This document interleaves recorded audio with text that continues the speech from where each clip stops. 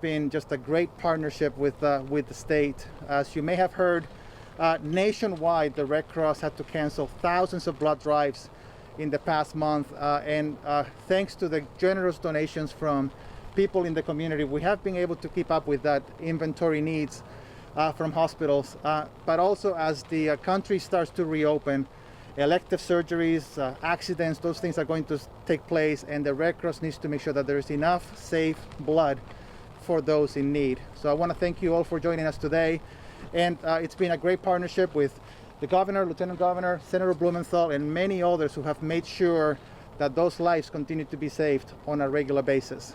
So with that said, I'd like to introduce Governor Mario Lamont. Thank you so much for joining us, Governor. Mario, thank you, and Senator Blumenthal and Susan. Mario was just telling me he was in Spain, born in a Red Cross hospital, active in the Red Cross in Spain, now leading the Red Cross here in Connecticut, and knows what it means. He told us that each blood donation can save up to 3 lives. And he's absolutely right. We need people to continue to come out, even in the middle of this COVID crisis. That's no reason to socially distance yourself from the values that make keep us all together going forward. And as he also pointed out, one of the things with the COVID crisis, we've had fewer automobile accidents. We're not doing as much elective surgery. There may not have been quite as much need over the last month, but we are ramping back up again, and we need each and every one of you to do your part. And I find one of the things in life, the old 80-20 rule, which is 20% of the people do 80% of the work. And I think that's true of the police right here. What they do every day as first responders, keeping us safe on the front lines, now what they do also in terms of blood donations. So I urge each and every one of you to do what you can in terms of the blood donations going forward. There could be a shortage coming up, and this would be absolutely invaluable. And I really am pleased to be able to introduce Dick Blumenthal. As you know, we got the supplemental bill was signed at the end of last week. What a difference that's going to make in terms of our first responders, what a difference it makes in terms of our small business, what a difference it makes in terms of our hospitals. Senator, there's still some work to do. The states could use a little bit of help. But I got to tell you, that bill is so much better for the work that Senator Blumenthal and our entire congressional delegation put in. Over to you, Senator. Thank you. Let me say, first of all, thank you to Governor Lamont for his leadership. You know, I've said it, but I can't say it too many times, that Governor Lamont has really set a model for the whole country in terms of his calm and courageous leadership of Connecticut at a time of great peril and fear. And he's absolutely right. Our state police are really among the best in the whole country. And here's another example of how they endlessly give back to our communities. Not only out there giving of themselves and risking their lives, but also today giving blood so that others can be saved. And the need for blood will rise as elective surgeries become more frequent. Physical distancing does not mean social distancing. Physical isolation does not mean social isolation. People ought to know they're part of a community, and there's no better of an example of being part of a community than today. I hear again and again and again people asking me, what can we do to help? If you want to help, give blood. If you want to help, give food.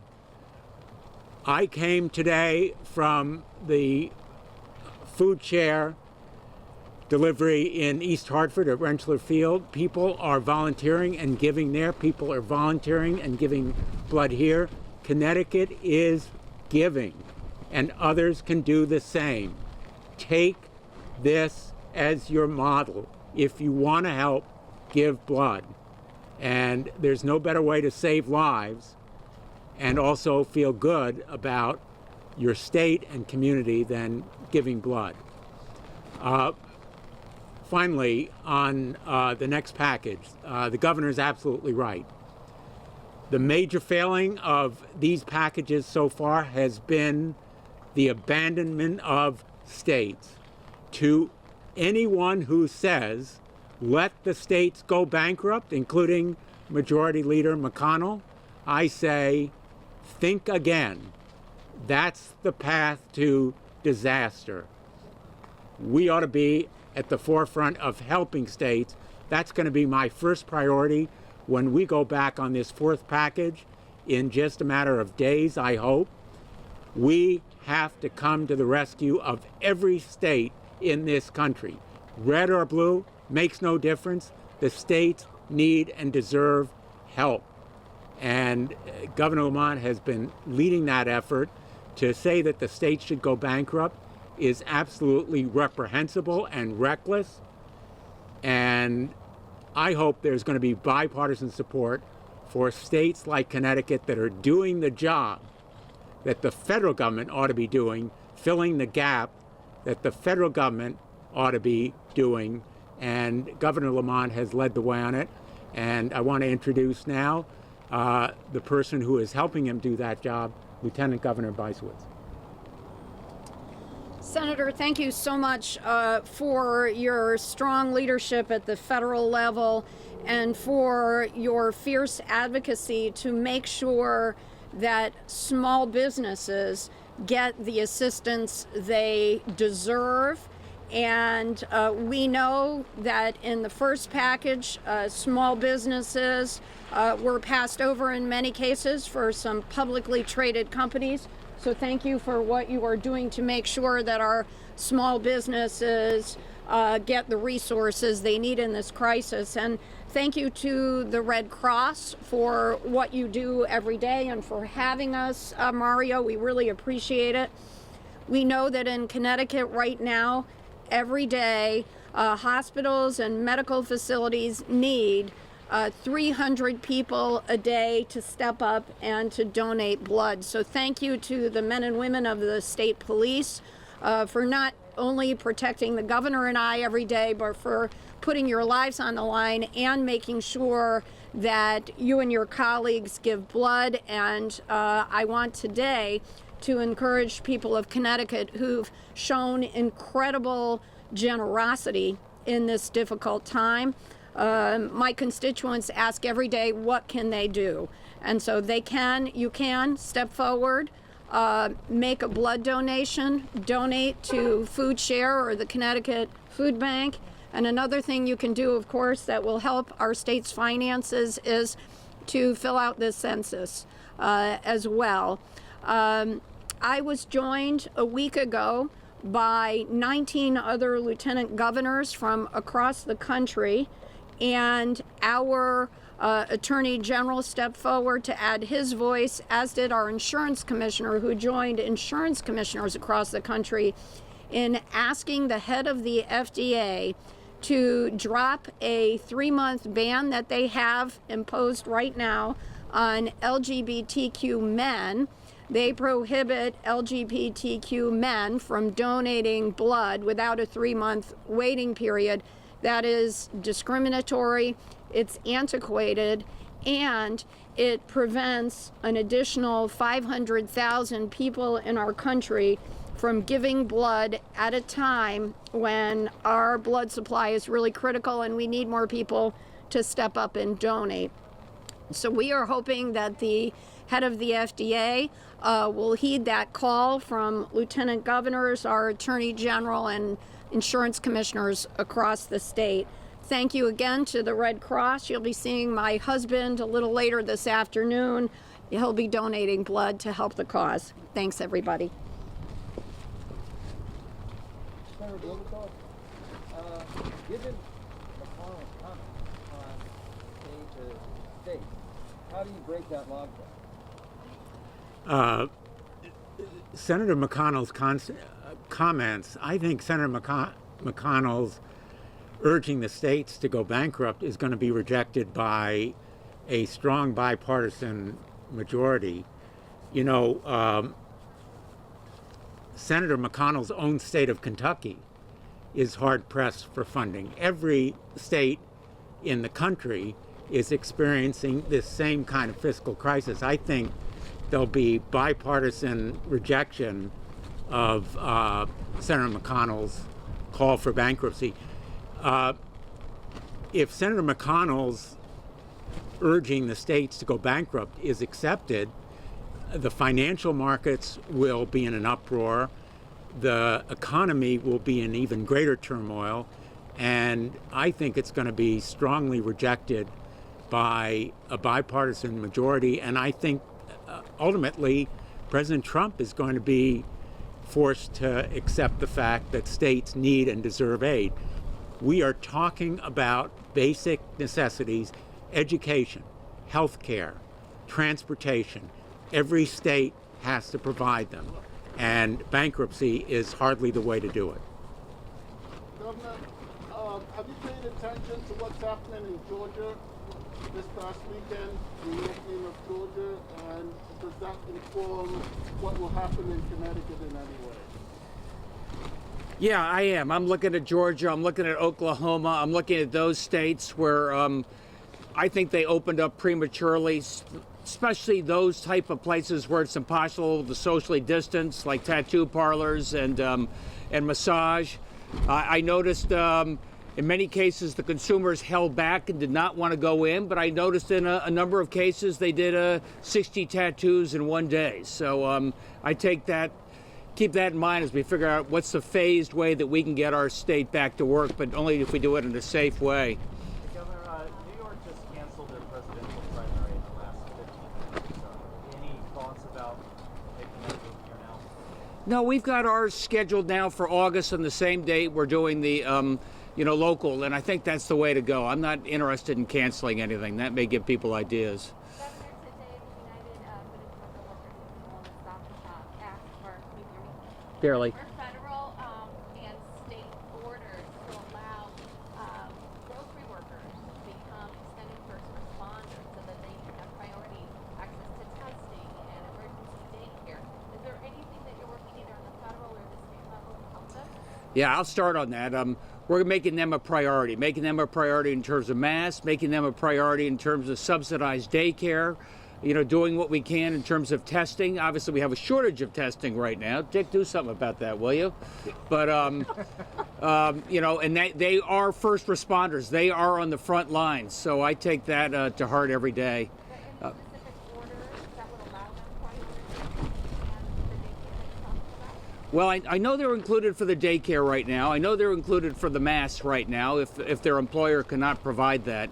In terms of other things, let me think about that and get back to you. I'll just say one thing. You all look so miserable out here. It's so cold and rainy, and I don't want to be a spoil sport, but I am trying to get people to stay safe and stay at home, so maybe the weather is going to help a little bit on that front.